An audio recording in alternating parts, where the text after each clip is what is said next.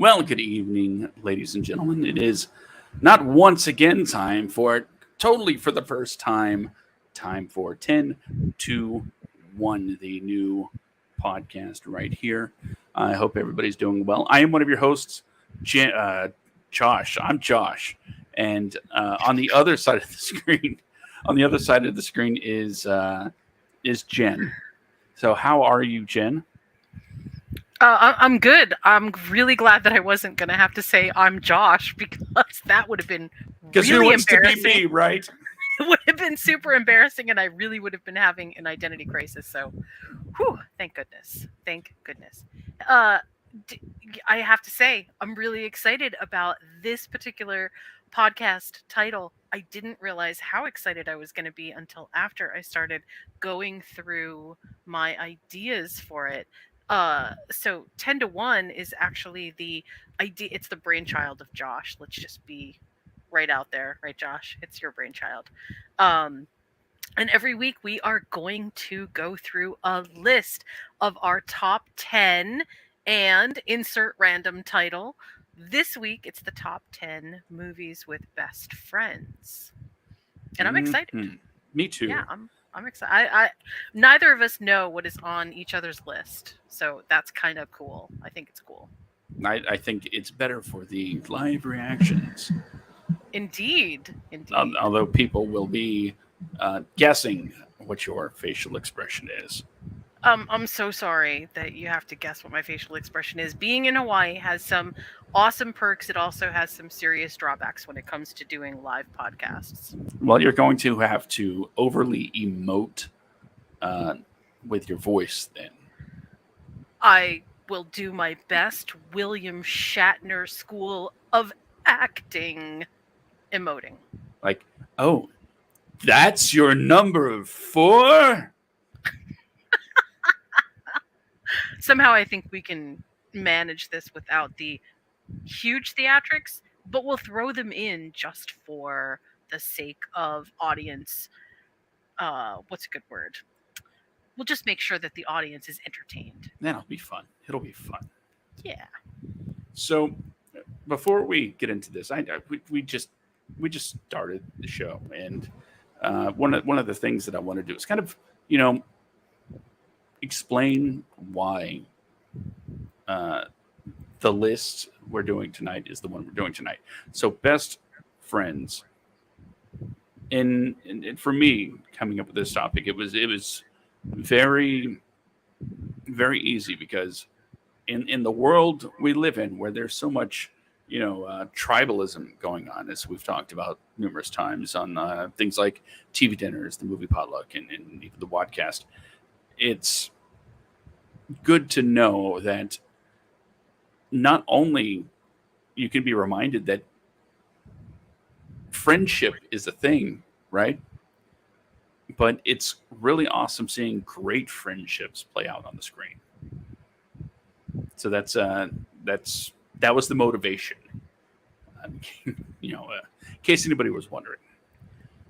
But I absolutely think you're right, and especially now when it feels like friendships can be parted by some very simple things, and it can be really difficult to rekindle old friendships. It's really mhm, good to see examples of friendship that transcend sort of just the mundane. And I don't know about you, but my list has a really eclectic group of friend relationships. Like it's not just your standard, oh hey, you're my best friend, come on over and let's, sit down and have some dinner together.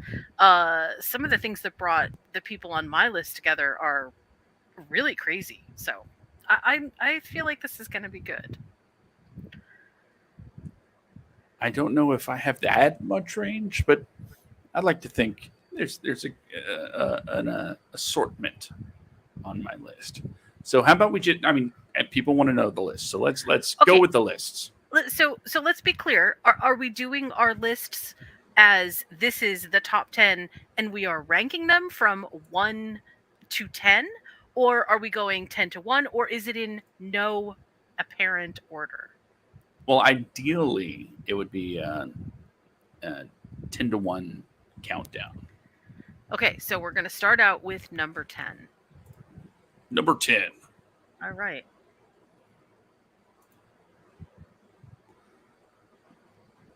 I can. Okay. I have to click this thing. Okay. My number 10. My number 10 is, uh, for all intents and purposes, a classic. It's a classic among classics. And it proves that I am starting out this series by coming out swinging. Okay. My number 10 is Ferris Bueller's Day Off. Oh, yes. What more can you ask for from a best friends movie? It has it all. Even the gratuitous quasi breakup, get back together, you know, we're mad at each other, but we're not mad at each other kind of deal. But the things that make this great is, even though, well, for those that don't know, I'll read the Ferris Bueller, Ferris Bueller's Day Off, a 1986 classic directed by John Hughes, is about a guy. His name's Ferris Bueller. How about that? And he fakes being sick to get out of going to school one day. And on the one side, he's pulling his friends into his shenanigans, and they go on a trip to, basically all over Chicago, and not necessarily cause mischief, but they have fun. Why? In the name of you only live once. This was YOLO before YOLO was YOLO. Truth. But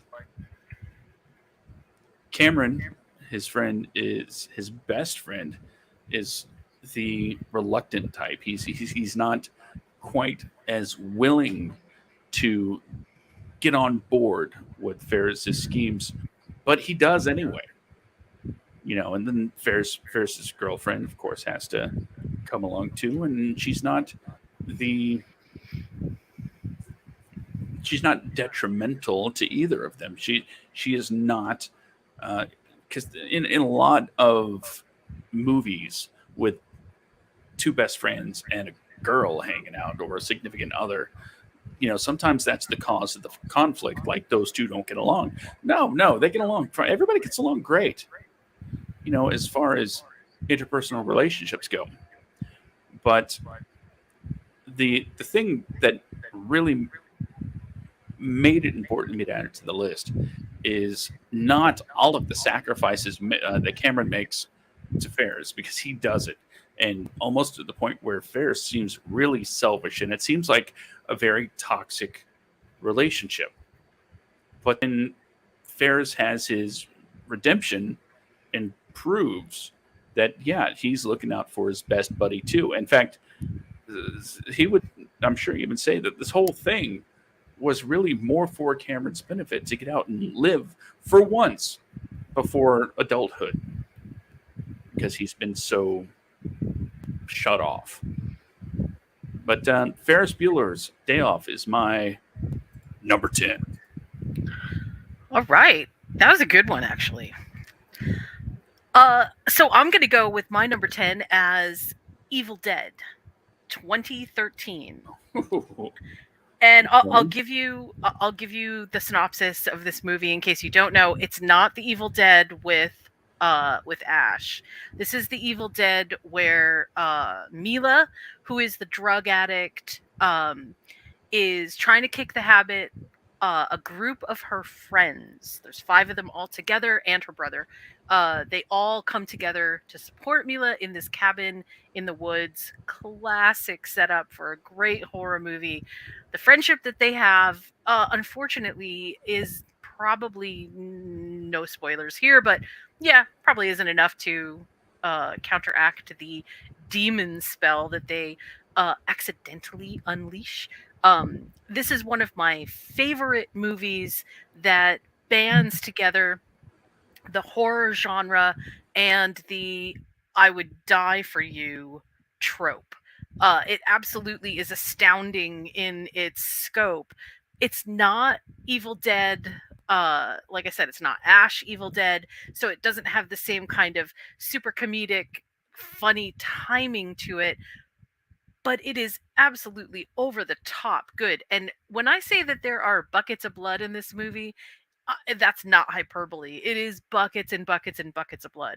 What I love about the friendship here is that despite the fact that all of these crazy things are happening, Mila, they still support her. There is still this like absolute devotion to trying to figure out what is going on, why it's going on, and to each other. They have this incredible bond that doesn't break despite the fact that all of these crazy things are happening around them. I have to say that when I first saw this movie, of course, I had come off of, thinking that it was going to be an Evil Dead remake, and so I was really surprised by the way that they did it. But I have to say that I was more surprised by the interpersonal relationships between all of the friends and how strong that was, and how that actually made the movie work. Because without that, I don't know if the movie would have worked. If they were not committed to each other, if they didn't care about each other and we didn't see that care, I don't think the movie could have worked. But because we did, it somehow raised the stakes and made everything more personal. So that's my number 10, Evil Dead 2013. Your number 10. Yes, indeed. I can't say that I've seen that one. Oh, it's so good. I know a lot of people didn't like it for the reason that I just said, which is it's not a one-to-one remake of the Evil Dead, which we all sort of know and love, but it is a fresh take on the Evil Dead, which incorporates a lot of interpersonal dynamic. It's very good. Very This good. one is, it's quasi set in the same Evil Dead. Absolutely. They definitely are Deadites. It's presented a little bit differently, but it's, in fact, one of the alternate endings of Evil Dead is Ash picking her up. I mean, it's not Ash, but it's Bruce Campbell picking her up, and that it's like a wink to the Evil Dead universe. So yes, it's related, even though maybe it's adjacent. Okay. Yeah. It's still on my to watch list. I just finished watching Happy Death Day and Happy Death Day to You. So I'm catching up on some horror. Highly recommend. Highly recommend. What's Well, your number 9? my number 9? Well, my number 9 is another cinematic masterpiece, a true classic, if you will. And I'm certainly, I could use whatever cinematographer was on this film not to say. Huh. So, I'm hoping that it's not a shaky cam movie, because I get seasick in those. found footage. Yeah, I get really seasick. It's a found footage podcast. What's going on? Anyway, my number 9 is, like I said, it's what some might consider another cinematic masterpiece. Not only did this movie spawn a sequel that is considered possibly just as good, if not better, but it also spawned a theme park section. Ooh. It had a banging soundtrack. It made Queen top the charts in 1992. I, of course, am talking about Wayne's World. Oh no. When it Okay. comes to best friends, shouldn't Wayne and Garth be on everybody's mind? These two guys will go to war for each other in the name of rock and friendship. And they take that friendship and they do what the precursor to podcast was, which was go in public access. And they had a show. Was it great? No. It was not a good show. In fact, that was the point of the sketch, right? These two uh, Gen Xy uh, rocker guys, in their mom's basement having a show. Uh, that was the joke, and they turned that joke into a really heartwarming film about friendship. And again, it didn't follow the whole line of, oh, one of them gets a girlfriend, so it's instant turmoil. No, Garth didn't hate, what was her name, Cassandra. Cassandra, the By the way, babe. by the way, to this day, to this day, Ballroom Blitz only exists to me by Tia Carrera. That was absolutely amazing, amazing track from the movie. But Garth tried to find out who he was without Wayne, uh, basically involuntarily, and it just really ended up bringing it back together. The show brought it back together. They needed each other because they're besties, and it's the only way that the show is good. It's the only way that life is good. And that's the epitome of friendship. Didn't Wayne's World make its debut on SNL? Yes. Yeah, okay. Just want to make sure I wasn't thinking wrong. One of the very few absolutely amazing SNL based movies. Yeah, that was actually, and it was pretty brilliant of them to capture on something it really was. It was exactly the right thing at the right time. Mm-hmm. That's what made it popular. Good choice. Yes. Very good choice. Excellent. Party on, Josh. Party on, Jen. I know you can't see it, but right now I'm actually whipping my hair around. No, not really, but. All right, my number 9 is a movie called Luca. Have you seen Luca? Yes. It's a Disney. Well, is it Disney? Yes, it's Disney. I always forget if it's Disney. It's Pixar, but I guess Disney is Pixar now. We saw this movie last year, and it instantly rose in my mind to be one of the best movies about friends that I could think of. Luca is actually a sea creature, and some amazing things happen when Luca comes onto the land. He doesn't just discover a different world. He makes a friend that becomes sort of the center of his world. And then they also make a friend, which is a girl.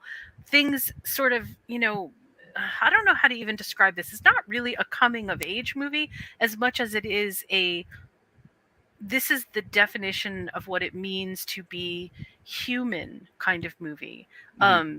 And the friendship part of this plays such a huge role. I can't think of a movie that touches me the way that this movie does, that involves that level of friendship where you're not just willing to do anything for a person, but you have this inner drive which allows you to kind of keep going even when things seem impossible. I was really struck by how emotionally invested I was in this animated movie that I had no business being so incredibly invested in. It was just phenomenally presented from beginning to end. Everything from almost like a quasi sort of West Side Story with, we've got one part of the town versus another part of the town. The interpersonal relationships with, the girl is getting in the way of my friendship, and feeling alienated, feeling like you belong, feeling all of these different feelings, and how the world sort of changes around you and your friendship is a core, is like this beautiful center to it. And also I feel like this was the one of the best stories about letting go so that friendship can bloom, right? So it's not just about the friendship growing and the friendship becoming strong, but also being able to let go so that everybody can grow. And I just feel like that is one of the best messages out there for friendship as and I mean, obviously it's targeted toward kids, but man, I really feel like if more adults looked at this and said, hey, you know what, this is what friendship is all about, the world could be a much better place. So 9 is Luca for me. You know, to go off one of the things you said as far as if adults would, if more adults would watch it, I think just in general, if more adults watched children's films, they would find a new level of understanding, almost like a I don't want to use that example, but an enlightenment Mm, to relearn the same lessons that you're supposed to learn as a kid. Because one thing that I've noticed, as far as parents are concerned, there's a lot of them that set rules up and boundaries up for their kids, as they should. But when it comes to treating people the right way, they'll tell their kids treat people right, but then wind up being Karens, out in public. right. So just a basic refresher on humanity as taught by Pixar would probably do the world a favor. Well, and Luca is really interesting because it's one of those movies that lets you see sort of from the inside out what we understand friendship to be about, Hmm.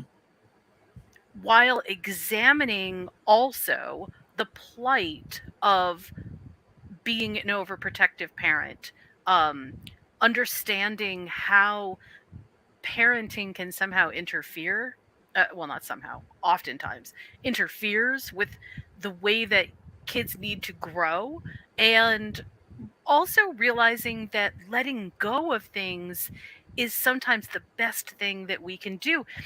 I think sometimes when we make movies for kids, we recognize on a core level that these are the important aspects. The Yeah. issue, I think, is that for a lot of people, employing them in adult everyday life feels so much more complicated. But when you distill it down, movies like this actually work because they sort of give you the, hey, look, it's not. This is as simple as it gets. Just watch. So that's why I loved it. Hmm. Right. We moving on to number eight. Number 8. Number eight. Well, you can almost copy and paste a lot of the things I said about Wayne's World onto this next one because Uh-oh. there are a lot of similarities. Is it Bill and Ted? It's Bill and Ted's Excellent How did Adventure. I know? Oh my god. Okay. It is, some call it the precursor to Wayne's World. But 1989's Bill and Ted's Excellent Adventure, it's a time travel movie. So, bam, I'm there. In fact, between this and Back to the Future, this is what started my adoration of time travel. And amazingly, Keanu Reeves has only aged about 1 year since then. So just, yeah. If you're unaware of the premise of Bill and Ted's Excellent Adventure, it is about Bill S. Preston Esquire and Ted Theodore Logan, who are together known as Wild Stallions. And they get a visitor from the future. The future is in jeopardy because they're supposed to create the music that changes the world, that brings together humanity and bring peace among the people at last. But that can't happen if they fail their history final. It's so funny. So that's what it is. It's an adventure through time with these two slacker high school kids in a band that start going and meeting, and there's an argument for kidnapping historical figures so they can pull off their final exam, which is an oral presentation. It's a presentation for some reason on a stage in front of the class, in front of the school. Apparently, that's a high bar for a high school history thing. Don't you? You know, I never thought about it like that before. Honestly, it's kind of weird if you stop and think about it. But that's why we don't stop and think about things in movies like this, because you're too busy having fun with these two guys that are absolute best friends, that are willing to travel through time to make sure that they're able to stay together. That's what their goal is. They want to stay together because one's being threatened with military school, and he's about to be sent off away from his best friend. Military school. So they have to stop it. I'm not going to tell you if they do, but there was a sequel. So that two sequels actually. So that should tell you something. And then in a bizarre twist, Bill and Ted no, I won't say that. I was going to say that they end up as part of the premise of John Wick, but I won't say that because they actually don't, and there really isn't. Yeah. By the way, R.I.P. George Carlin, Rufus. Seriously, I really loved that movie. That was a good one. That was a very good movie.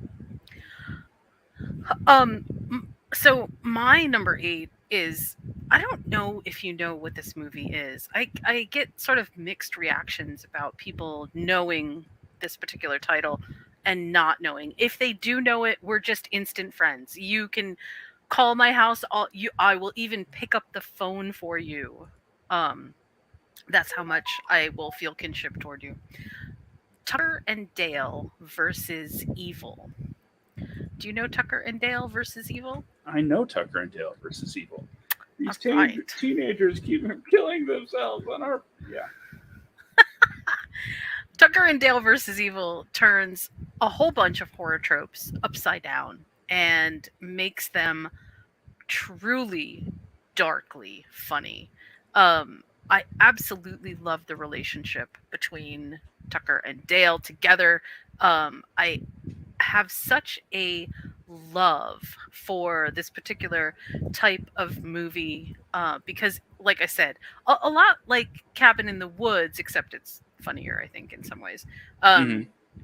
It creates the idea that not everything is what it seems, that even in a horror movie, it's almost like it breaks the fourth wall for us in so many ways, because you know what's going to happen and you're helpless to do anything about it, and it still ends up being funny in some ways.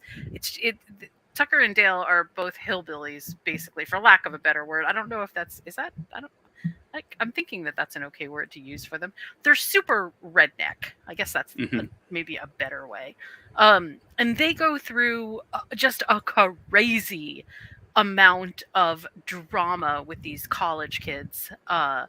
It truly is a good movie at heart. I think it starts out with the them telling the story of the Memorial Day massacre. And then things just go downhill from there.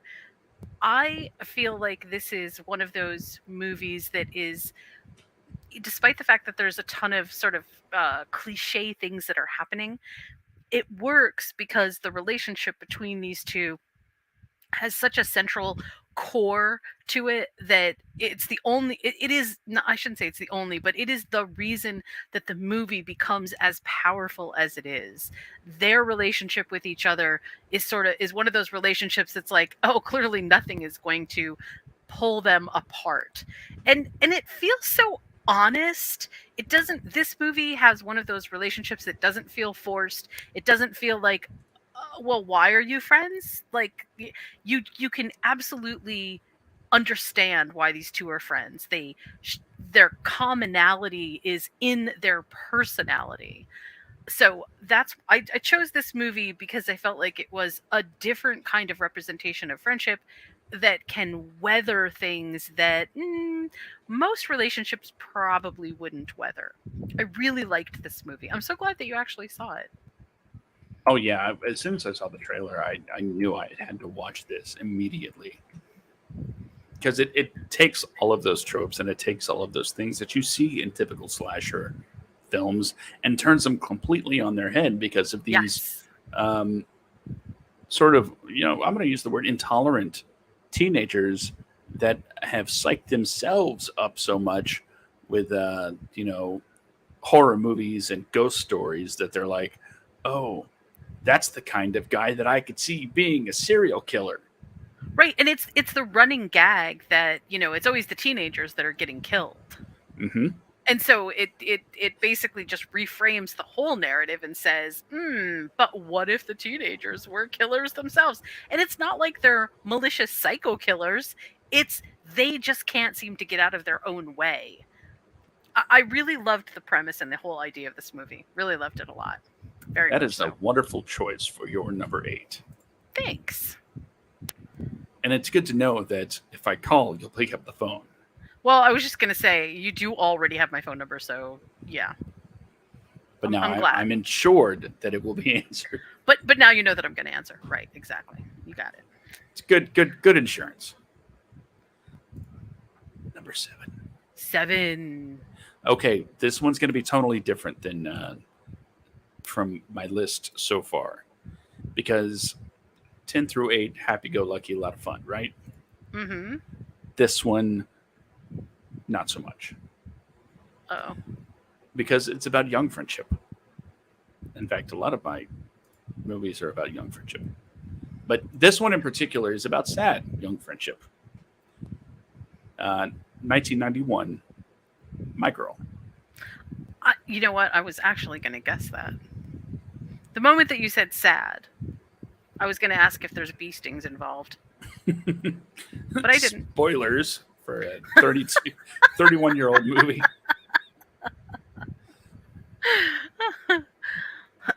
Why did you like this movie? I love this movie because, well, let me take you back to 1991.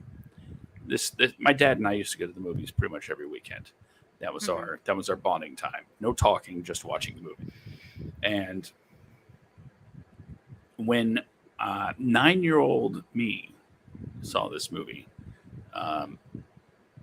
this is what right around Home Alone time. So it's like, go see Mac, right? And I'll say that 9-year-old me might have developed a little crush on Anna Chlumsky.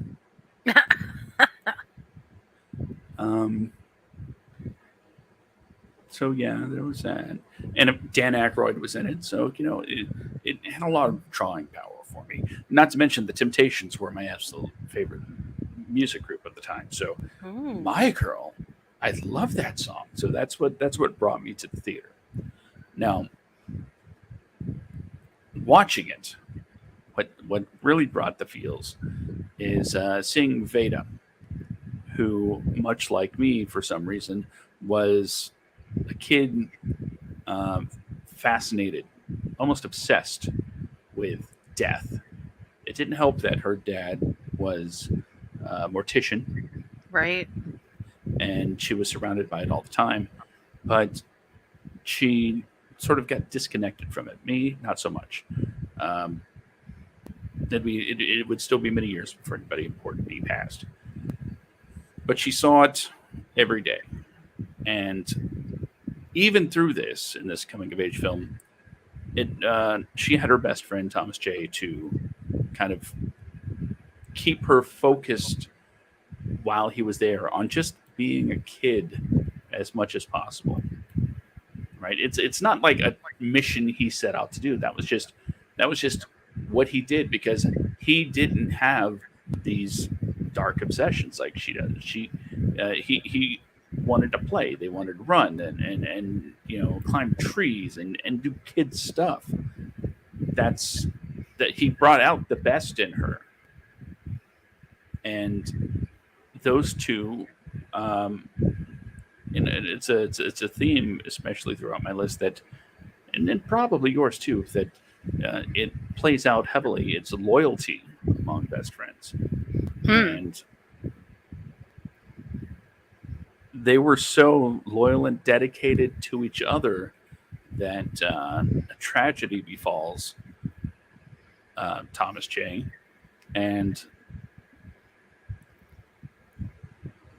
Veda has to kind of work through what you should see. It's still stings, no pun intended. Um, she has to work through not only what happened to her best friend in the world, but what part she might have played in helping make it happen. Not by any means intentionally, but the fact is, it's not her fault what happened, but there was a series of situations that led to him being where he was. You know what? I guess for like I said, a 31-year-old movie, maybe I can go with spoilers. I think it's safe. Okay. Well, she drops her ring. That if I remember, it was a gift from her mother, who had passed. Is that right? Her mom died. I think it was her mom. Yeah. So she's still dealing with that. She drops it in the woods, and Thomas J goes back to get it. Except this is a kid that's highly allergic to everything, and he finds it, but he gets swarmed by bees and stung repeatedly. And for a small town, I'm sure it hits even harder when your dad's the one that has to, make up the body for the funeral. So This, I think My Girl was one of the first movies that I can remember that tackled death head on. And the best friend trope is almost always surrounded with a little bit of intrigue, a little bit of mysterious kind of underpinnings. Yeah. And I feel like My Girl did a really good job of helping, especially because, again, it's set as kind of a young adult theme. Understand that life is a part of, death is a part of life. I shouldn't say life is a part of death, but death is a part of life.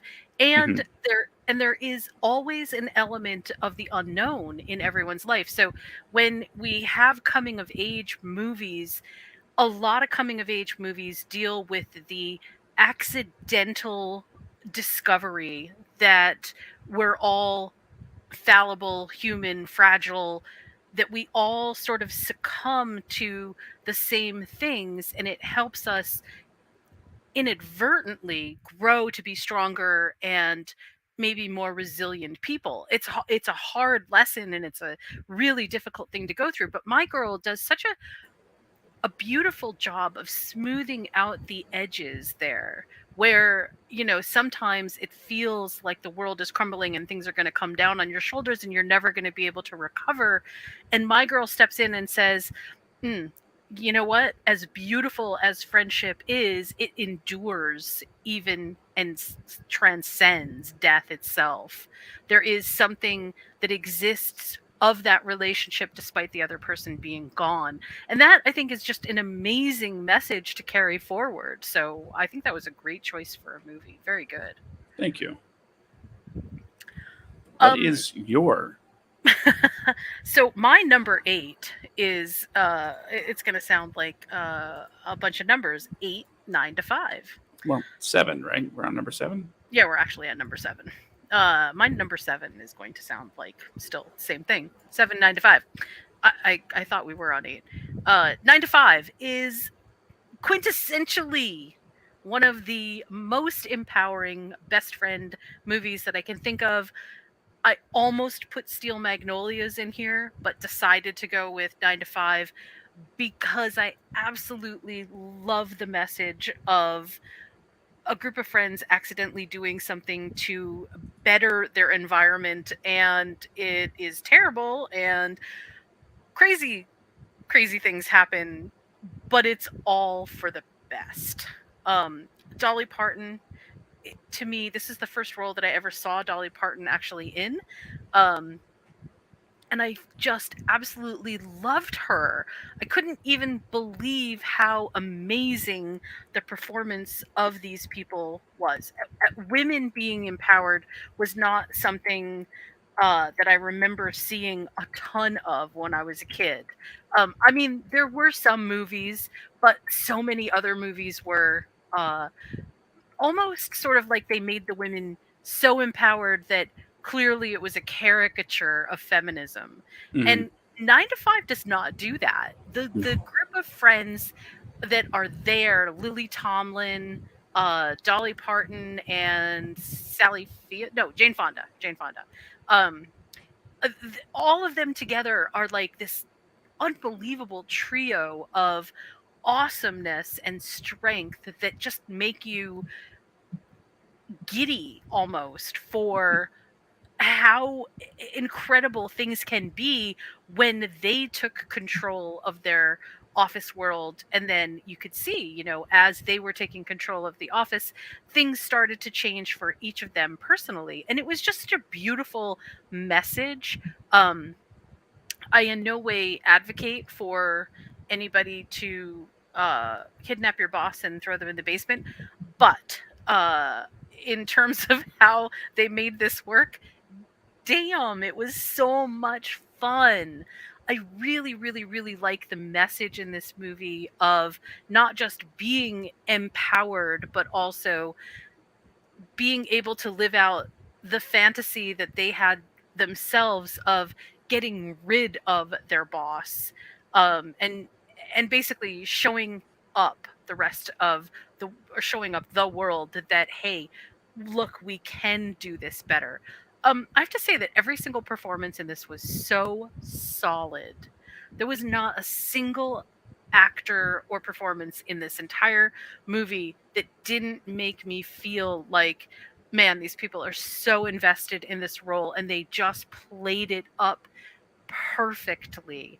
I hadn't seen a ton of Jane Fonda before then, and I remember wanting to see Jane Fonda in more movies because I just felt like, oh my god, this is like a really strong lady. And the same thing was true with Dolly Parton. I had not seen her in anything. I was so enamored with just the whole look and the presence, the absolute power presence of seeing her on screen really made me happy in a way that I almost can't even explain.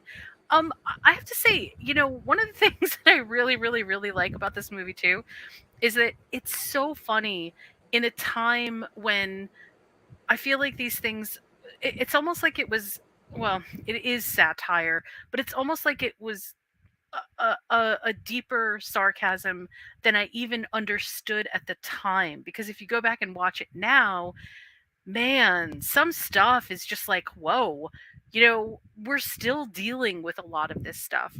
The more things change, the more things stay the same. That's, I feel that. I really feel that here. Have you seen 9 to 5? I have, and in fact, I watched it earlier this year. Again, and of course, everything you said is spot on. But what surprised me, what amazed me, was that for a movie from 1980, it didn't do the thing like you said, where a strong woman is more of a caricature of feminism. It showed realistic, funny, strong women put into a a character of a situation, sure, Right. um, but it was all about how they handle it. And I have to just disagree with what you said about kidnapping your boss, because according to the movie, nothing happens to you. In fact, you're better off. It's so, you know what, this movie is also so funny.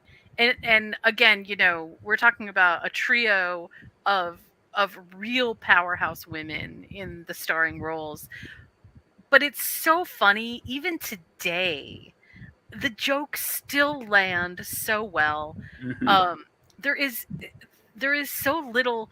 The thing that dates the movie is, like the office equipment and, some of the circumstances, but the the central core theme, you could literally pick this movie up and have it exist in present day and it would be exactly the same. And to me, that is a movie that truly, sadly, uh ages really well. Like it totally gets it. It gets the point Hmm. so perfectly that you could just transcend time eras with it, because this is exactly what people are. This is what people complain about. This is exactly what happens. This is how it works. Everything from the daycare center to equal pay, flexible hours, job sharing. I mean, like, everything is in there. And it's amazing we're still talking about it today. So that's my number 7. Well, then I guess it's time for number 6. Now, my number 6, if you're a millennial, it is essential viewing. You grew up with this movie. It is mandatory. And in fact, as far as millennial essential viewings, it's one of 2 on my list. Hmm. Um, well, I'd say one of 2 that I haven't named yet, because I would throw any of the other ones on there as well. But this movie in particular, 1993, it's about summer. It's about friendship. It's about baseball. It's The Sandlot. Oh, good choice, Josh. Awesome choice. Now, I know some people might say, but there's a bunch of kids in there. How do you know which ones are the best friends? And it's easy. They're all the best friends. Indeed. In fact, what makes this movie different than any other movie on my list is the fact that it's not just about best friends, it's about welcoming a new best friend, what it's like to be the new guy, Hmm. and how to incorporate yourself into the group of people that you're like, yeah, this is I want this to be my crowd. I want this to be my group of friends. These are my people. Yes. And even though he wasn't into baseball at all, he saw that they were, he developed that interest. And I'm not saying you got to change yourself, to fit into a group of people, but he had a passing knowledge and he was lonely and he did what it took to fix that and found, as we see throughout, and as well as like the flash forward stuff, friendships that he maintained throughout his life, all because of one summer where he wanted to play with these kids down the street and happened to hit his first home run using a Babe Ruth autographed baseball and hit into a monster's yard.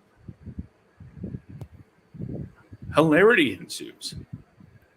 So The Sandlot is, I think, quintessential viewing for millennials, especially when it comes to how to join a group and start a new best friend list.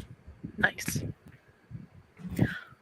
So my choice is, and normally I don't like Ridley Scott movies for best friends. Ridley Scott doesn't usually do this very well. He does story really well, but I don't really Is it feel like Alien? does. No, it's not a. It's not a Okay. woman and her alien friend. No, they're so Ripley close and the that Xenomorph. no, it's not that one. It is the quintessential Thelma and Louise. Ah, Thelma and Louise to me is if you want to talk about best friends, this is one of those movies that always comes to mind. Not just because they drive off the cliff into the Grand Canyon. I'm sure if you spoilers. haven't seen that, yeah. Well, I mean, it came out in 1991. Good lord, I have socks older than that. Um, no, actually, I really don't, but it sounds funny to say. I love this movie on so many levels, mostly because the friendship between Thelma and Louise is so wacky and so crazy that but it feels so normalized. It feels absolutely like a relationship that two women would have. Sans driving off the Grand Canyon. There is something about this relationship that, although it gets dark, it it it, it feels organic in the way that it comes up. I do truly love it. I love their dynamic. I love everything about this movie. Um, it's also one of those films that no matter how many times you see it, you'll see something new every time you see it. Every time you hear the dialogue happening, you'll hear a little something different. It's just an epic movie. So that's my pick for, where are we at? Number 6, right? Number 6. All We right. are moving on to number 5. Number 5. There it is. Number 5. Another offbeat choice for me because there's so much hatred between the two main characters. You're like, how the hell are they best friends? I think I just said best friends. It's okay. Anyway. We got But this movie is from 1996, and it stars Adam Sandler and Damon Wayans. It is Bulletproof. it. Ooh, good choice. Now, for those unfamiliar, it's about a detective played by Wayans who goes undercover and takes out, at the very least, Archie, played by Sandman Adam Sandler, and how they were so close, they were so tight, but as soon as the detective is discovered to be a detective, things go bad. So during his incarceration, I guess you could say, Archie says he'll squeal on the whole, whatever mob family, and he only has one request: that Keats, the detective, is the one that transports him, because he wants to find out what happened. Was their friendship even real? And Archie winds up shooting him in the head at the beginning. So Keats is kind of irritated about that A little bit. a little bit. So they're of course Archie's of course being hunted, and they don't want him to testify. So it's a movie about what they thought was friendship, and you see this in a lot of romance where someone's like undercover and they fall for the person that they're undercover with. Like what do they say? Don't go native. That kind of thing. Mm-hmm. And Keats has to come to reality with himself that, yeah, this guy's annoying. He's a pain in my butt. He shot me in the head. But through this time we were together, before he was outed as a detective, and after all of that, as they're trying to survive together, they realize that no, their friendship was real and is real, because you got to put a little bit of yourself in the character that you play, and that's what makes going undercover seem so natural. And that's he's like, yeah, we were friends, we are friends, and the fact that their friendship could survive one of them shooting the other in the head, yeah, it makes my list. Good job. That's a good one. Although I gotta say, I'm not a huge fan of Adam Sandler. It's watchable. It's definitely watchable. Okay, so my pick for number 5 is, and this one is a little bit unconventional as well, because it sort of takes the best friend thing and makes it a bit more, you're using somebody, but I still feel like there is some serious emotion going on here. It's called Let the Right One In. Let the Right One In it's actually an adaptation of a Swedish story, I want to say. And it follows basically a vampire kid who befriends another kid who's getting bullied, and it's sort of like she offers protection to him, if as long as he sort of protects her in return during the daylight hours. It's a little bit convoluted, but the friendship is the core and central theme, and it turns out quite well. I really, really liked it. Again, it's sort of unconventional. It's very foreign storytelling, so it doesn't have quite the same story beats as most movies do. But that central theme of having a best friend who's willing to do anything for you, including again dealing with the theme of death, makes the story very compelling here. It makes that relationship very compelling. Kid vampires are always very difficult to put into movies because there's just so much around it, but adding the friendship aspect makes it watchable and understandable. So that's my number 5 choice. Now, was that Let the Right One In? Yes, Let the Right One In. The uh, overseas version or the American version? I'm talking about the American version because I feel like that one actually does a better job of the relationship. The overseas version makes it a little bit more convoluted, and I think possibly a little bit more less on the best friend angle, more on the I'm going to groom you to be my familiar kind of angle. Okay. What year was that? Let the Right One In, I think was what year was that? God, I don't know. Um, I want to say I think it was in the early 2000s. Let's see. Let the Right One In was it was pretty close. 2008. 2008. Mm-hmm. Very good movie. Very, very, very well done movie. Very it was shot kind of noir-esque isn't really the right word, but there's so much shadow work going on with the lighting in this movie that Hmm. sometimes it's almost painful, but you get like a whole story basically through the lighting. So I absolutely recommend it. Very good movie. I have not seen it, but I have heard of it. So hopefully I'll be able to get that on my watch list very soon. You have to let me know what you think about it. Absolutely. In the meantime, numbers. We're Number at 4. number 4. Number 4. This is another quintessential millennial movie, and if you have not watched this, you can stop watching. It's okay. Um, if you're approaching the age of 40 or older and you haven't watched this, yeah, I don't think we're the same kind of people. So go ahead and turn it off. No, go ahead. Oh, I haven't told you what the movie is yet. It's Yeah. 1985. The Goonies. Ooh, you know what, Josh? For the first time in our list, we actually coincide. Not only do we coincide with a title, we coincide with the position in the Really? in the list. Yes, because that is also mine. The Goonies. Well, let's tag team in this. I'll start with it's it's a quintessential movie about friendship. It's about friends that are trying to stay together. Well, that's not.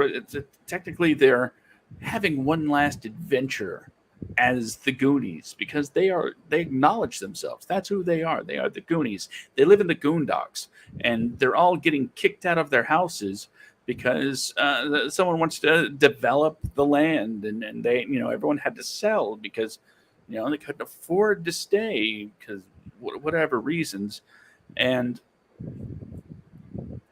you know Mikey finds this treasure map, and they're like, "Let's do it. Let's go find the treasure of One-Eyed Willie."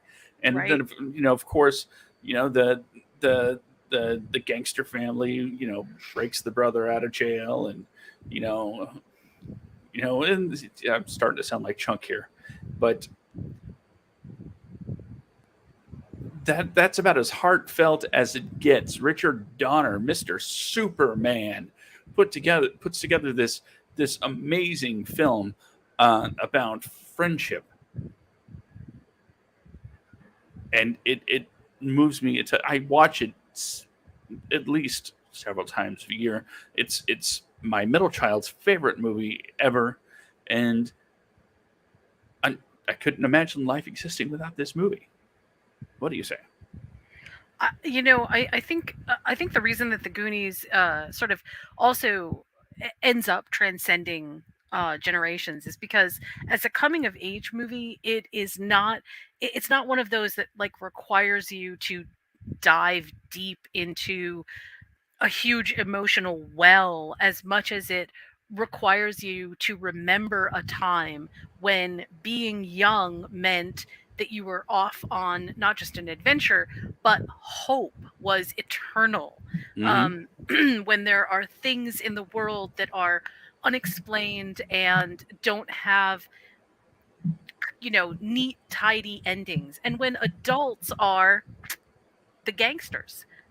Adults are the mean ones. Adults are the people that are thwarting your ability to find your place in the world. And it's such a real situation.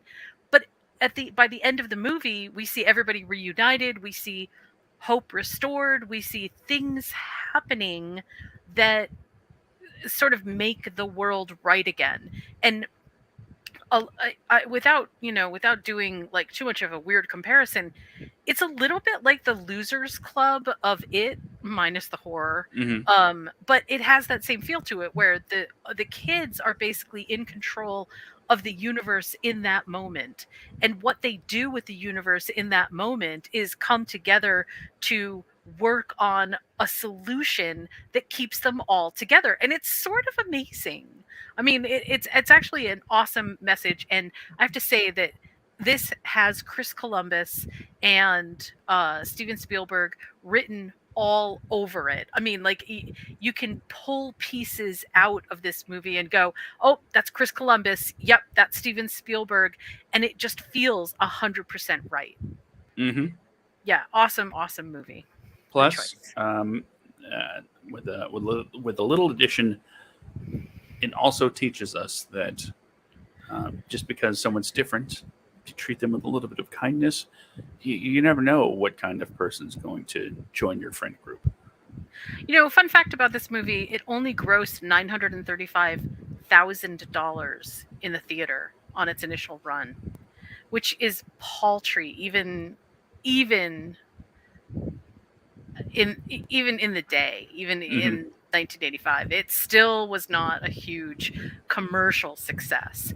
But subsequently, it has the biggest cult following I can think of. I mean, we actually have shirts that came from our club that say Goonies never die. And when we wear them out, somebody always comments on it. So I mean, culturally, it is just as relevant as it was in 1985, which is kind of amazing because very few movies make it to that. So For me, I will say that shortly after my split, from details are relevant, but after everything was finalized, I was like, I wonder how much houses are going for in the Goondocks. Because that's the way to grow up. that's hilarious. So we're number three. Number three. We're closing in on the end. Yay! Oh, why did I close that window? I needed that window. The Goonies as a movie actually shares something important with my number one movie, so we'll get to that. Is it Corey Feldman? No.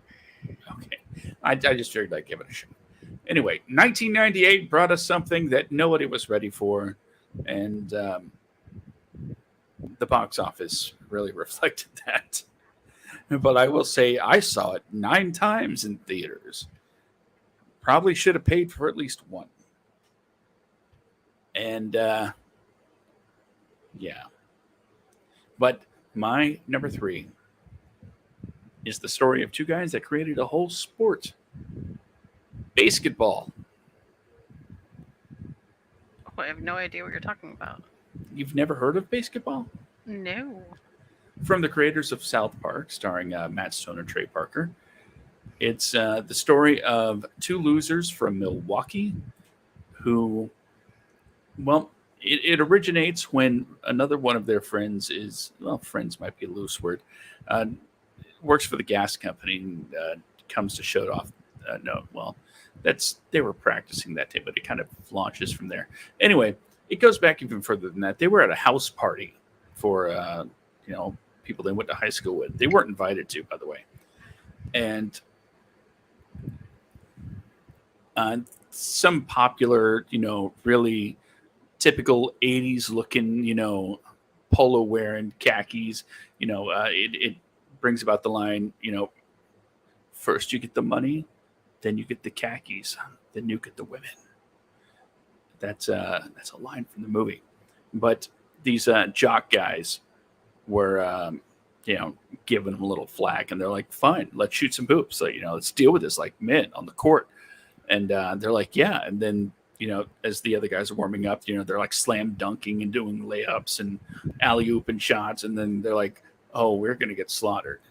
And so the guys are like, okay, none of this 2-on-2 wussy crap. Okay, let's play the game they play in the street. It's called basketball. They're like, what's that? Like, it's basketball, but with baseball rules. And from there, a new sport is launched. And it's a great spoof on not only sports movies, but just sports in general, making fun of all the trades and, teams moving cities and, how a lot of it doesn't make sense. I mean, they're like, or because there was this graphic, they're like, it doesn't make sense. Like when the LA Lakers or when the Lakers moved to LA where they have no lakes, or the Jazz moved to Utah where they don't allow music. It's one of those things. Does it age well from a social standpoint? Probably not. But the story of two best friends that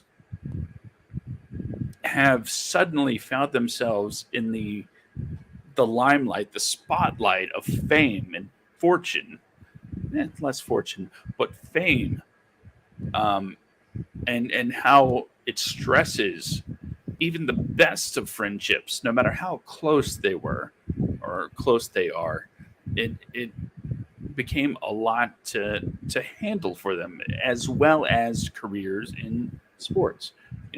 So through their trying times and struggles, and the fact that they could come together and do it in a way that is full of South Park style humor. Cool. That is my number 3. I do not know anything about that movie. I will absolutely have to watch it. Never seen it. It's okay. I saw the box office receipts. Nobody saw it. I hate it when that happens. So speaking of movies that did moderately well when they first came out, my number 3 is Willow. And I mean, there's lots of pairs of friendships in this, but the best friend friendship that I feel like it begins harrowingly and then develops is obviously between Madmartigan and Willow. And all of the other friendships that happen in between are sort of, they bolster that friendship. They help it along, they nurture it, they, give it all kinds of different tools to exist. But the quest itself that they go on bonds them together in such a way that it's just sort of, it's the most amazing thing. A friend of mine who, we were deconstructing this film together, I said that this movie is the idea behind the psychological warfare bonding that you have when two people go into battle together and they come out on the opposite side, and despite the fact that they have nothing in common, they will never forget each other. They will always be glad to see each other. They will always come to each other's aid and defense. It's a big deal, and it's like a trauma bonding. That's how Willow and Madmartigan are. I mean, they go off on this quest to return Elora Danan, who's this baby princess, to defeat an evil sorceress. and in its inception, it's amazing because the movie itself is just a great fantasy epic, but that central friendship between Madmartigan and Willow allows everything to happen, and it's so unforced. It's such an unwitting relationship that they have together, and not until they both kind of get captured and are together, forced basically together, do I think that they really realize how much they need each other. I love this movie. It didn't do great at the box office when it first came out, but since then it has obviously become kind of a classic. And this year, very soon, Disney Plus will have the Willow series, which will also reprise. I'm so sorry that I am totally spacing on his name, Warwick Davis as Willow. So I think it's going to be exciting. I actually am really excited about it. So that's my number 3, Willow. Excellent choice. Number 2. Number 2. Okay, with this one, I think for those of you that know me, you knew something from here is going to get on the list in some way, shape, or form. And it did. But I'm not talking about the best friends you're probably thinking of when I say Clerks 2 from 2006. Oh, Clerks 2. People would say, why didn't you pick Clerks? Well, there's not really a best friend dynamic at play here. It does seem more like, coworkers that get along than, absolute best friends, right? Even though Randall is very much always looking out for Dante's best interest, Dante, as usual, doesn't notice anything. But by the time they're older and working at a fast food joint, you can see that their friendship has gone on much longer since it has lasted. I'm saying it's grown to something bigger because it's lasted. And I know some people are saying, why don't you choose Jane, Silent Bob, the hetero life mates? Well, I think the Dante Randall relationship has more growth and more maturity, even in spite of Randall. And the fact that the movie closes with, yes, we are best friends, and yes, we should continue doing the thing that we hate together. Why? Because we'll be together. Good choice. So that's my number 2. I like it. I like it a lot. I love this movie for all of its comedic offbeats. I really do like it. Mm-hmm. Okay, my number 2 is going back to the kids side of stuff, The Iron Giant. Ooh. This movie made me, I think, oh man, I have so many feelings about this movie. It first of all, the relationship is between a kid and a giant piece of metal. He's a huge robot. There is a government agent looking for him, looking for the robot. He's trying to keep it quiet. The relationship between the two of them that develops is one of the best that I can think of to express and explain what it's like to be a kid and be alone and be looking for friends, find something and then want to protect it. It's I think it's a movie that kind of deals with the unselfish absolute devotion to friendship because you treasure it, because you find it to be so important, because you understand that the friendship itself is a thing, that it's not just the person, it's the friendship that actually has its own life in between. And it sounds so funny to say, but as a robot, I do feel like the robot himself has this sense of, despite the fact that he's a bit clueless about so many different things, what he gets right is his loyalty to the people that are friends with him. It's such an amazing good story of what the best friend trope is all about. What is it about? That's what it's about. It's about being not just loyal to somebody, but also protecting them, doing things that you wouldn't normally do because they are your best friend. So that's my number two. I love this movie. The more that I talk about this movie, the more I want to go rewatch it. I felt that way with a few of the movies that we've talked about so far. Um, I guess it's time for the number one. Number one. Number one, and this one's going to come out of left field for a lot of people, especially considering the rest of my list. But this movie is from 2019 and directed by Olivia Wilde. I'm talking about Booksmart. Ooh, what a bold choice for number one. Number one, I remember seeing this movie and I'm like, this is friendship. It's about two really smart girls that spent their entire high school academic careers just giving up on any kind of social life outside of each other and focusing strictly on academics. And they decide, you know what, one night we're going to just forget that. And we are going to go out and do fun, wild teenager stuff. And it comes with hilarious results because, as strange as it sounds, they're a couple of kids that don't have any idea what they're doing when it comes to interacting with most of the other, social cliques. And it turns out they're a fish out of water in their own age group and community. So throughout this movie, they have each other's backs. They're doing everything they can. When the tough call has to be made of, should I tell them this even though it'll make them feel bad, or should I just let them be happy? And the fact is, sometimes a best friend has to give really terrible news, has to give really terrible information that's going to make you feel bad. Yeah. And the fact that they didn't stray away from this, they didn't go, we're friends and we only want each other to be happy. And they're like, no, we're best friends, but we're also realists. So the best way to keep our friends happy is to make sure they know the truth. And so many movies, so many TV shows stray away from the idea of, or they play into the, is this a decision that I should make? No, they're just like, oh, wow, I just found this out. I better go tell them immediately, just as a best friend would. No, will she, won't she? It's just there. So that's my number one movie, Booksmart.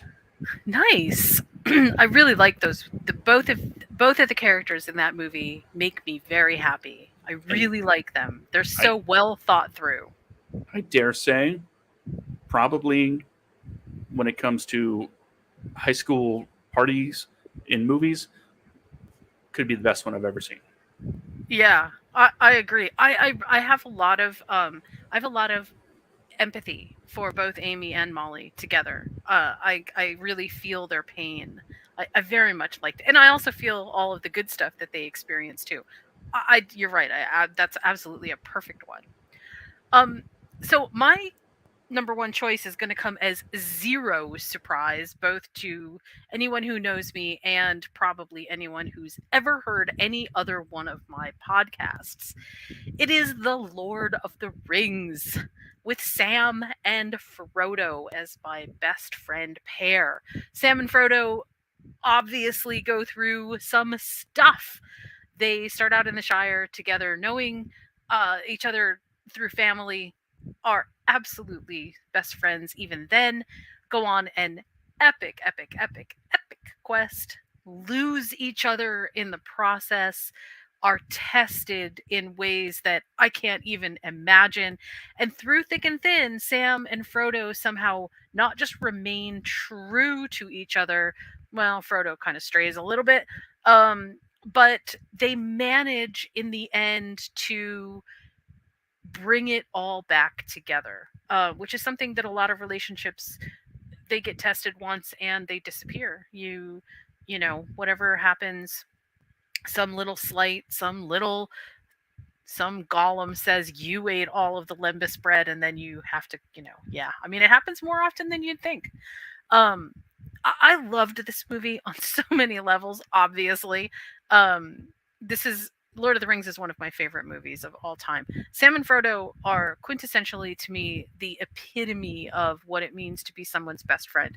You stick with them, you're not just loyal to them, but you exist in the world to serve each other. So through thick and thin, no matter what else is happening, you're there for the other person in whatever way you can be. Doesn't mean that you go off and, do the things necessarily that you want to do on your own and then the other person supports you. It's you are in it together. Whatever you're doing, you're in it together. It's a subtle distinction, but it matters. It's like Sam and Frodo exist to be together, and even when Frodo tells Sam, hey, you don't need to come with me, Sam is like, that's not an option. It would never occur to Sam to just leave Frodo. Somebody would have to force them apart, or Frodo would have to get abducted by a giant spider. I really, really feel like there's a lot of friendships in Lord of the Rings that stand this test, but Sam and Frodo are at the pinnacle of it. So that's my number one, the Lord of the Rings with Sam and It's Frodo. an epic friendship. It is a very epic friendship. Also, quick shout out to Rings of Power, which is coming up in just a couple weeks. I'm so excited about it. There won't be any Sam and Frodo, but I guarantee there will be relationships that deal with best friends. And I think it's going to be good. Well, why don't you let the people know what we're going to be up to next week? Okay, so next week, this this may sound unconventional, but I chose the topic, the top 10 love scenes. Chemistry. I guess it doesn't have to be specifically a sex scene, but something that generates heat. What are the steamiest moments that you can think of in a movie? I mean, there are some that I can think of right off the top that just were like, whew, man, why were you letting this kid watch those movies? But they really impacted me and make me think now about my choices. So I can't wait to hear what you have to say and how awkward this actually may end up getting. Might be a little bit awkward, just slightly. Oh my goodness. Yeah, right? It's a good thing that I'm just an icon on the screen, because you wouldn't want to see me blush or anything. Yes. Well, it's been a great show. I had a lot of fun. Yeah, me too. This was fun. If you're just tuning in, there's our lists for tonight. Woo! What a good list. We made a really good list. Mm-hmm. If you want to check out what the lists are, just head on over to Wadco Media on Facebook. And that way you can join us live every week and give your lists as well. In fact, why don't you just throw your list down in the comment section? What did we get right? What did we get wrong? And let us know what you think. So I guess that's going to wrap us up for us this week. We're going to be back next week at the same bad time, same bad channel. And don't forget, wadcomedia.com, thewadcast.com, moviesandmeals.com. That is such a wonderful website. If you're into food and if you're into film and television, by all means, check out everything that Jen is doing there. It is must-see viewing. Any final thoughts? A quick honorable mention to Ice Age, because I don't feel like we would even be in a best friends movie phase if we didn't have Ice Age. I mean, talk about best friends. Oh, that Scrat. I just love it. Now, for those of you watching live, if you just sit tight and refresh at about 5 minutes for watching Wadco Media, the Wadcast is due to begin any moment. So have a great show. Thank you, and I hope you have a wonderful night. Talk to you soon. Yes, ma'am. Have a great week, everybody.